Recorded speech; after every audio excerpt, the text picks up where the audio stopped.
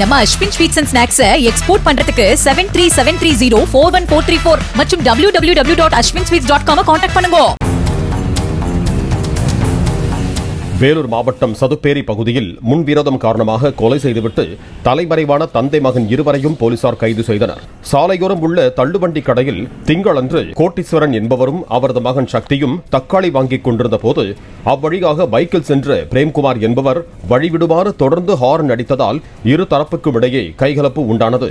இதனைத் தொடர்ந்து செவ்வாய்க்கிழமையன்று காலையில் டீ கடையில் நின்று கொண்டிருந்த பிரேம்குமாரை கோட்டீஸ்வரனும் அவரது மகனும் ஆத்திரத்தில் கத்தியால் குத்திக் கொலை செய்துவிட்டு தப்பி ஓடினர்.